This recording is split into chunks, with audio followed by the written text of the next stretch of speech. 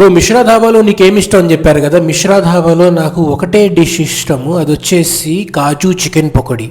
మొత్తం వీడియో చేసేది నా ఛానల్లో ఉంది. బట్ హౌఎవర్ మీకు రీల్స్లో కావాలి కాబట్టి ఇది లోపలికి వెళ్ళి మీకు చూపిస్తున్నాను అనమాట. ఇది వేసే విధానము, ఇది ప్రైస్ వచ్చేసి ప్లేట్ 200 రూపీస్ ఉంటుంది. 200 రూపీస్ వర్త్, ఎందుకంటే దీని సైజ్ మీరు చూడాలి ఎలా ఉండిద్దో. నా పేరు అబ్బాస్ విజయవాడ, అందరికి తెలిసిందే. ఫస్ట్ ఫాలో సబ్స్క్రైబ్ చేసుకోండి. ఇక్కడ మిశ్రా ధాబా మంగళగిరి దగ్గర నేను వచ్చేసాను. లోపల నాకు ఇష్టమైన డిష్ అయితే ప్రిపేర్ చేస్తున్నారు, which is kaju chicken pakoda.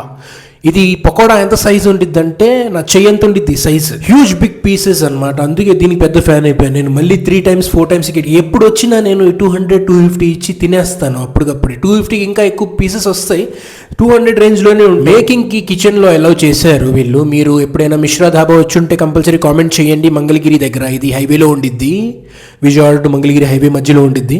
So చూస్తున్నారు కదా పీసెస్ ఎలా వేస్తున్నారో, ఇట్స్ బిగ్ ఫ్యాట్ పీసెస్. లోపల నేను వెళ్ళంగానే అసలు అప్పటికప్పుడే ప్రిపేర్ చేసి వాళ్ళు రెడీగా మీకు సర్వ్ చేయడానికి కాట్స్లో ఇచ్చేస్తారు వీళ్ళు. సిట్టింగ్ డైనింగ్ ఎలా ఉండిద్ది అంటే బయట కాట్స్లో కూర్చోవచ్చు, లోపల కూడా కాట్స్ ఉన్నాయి.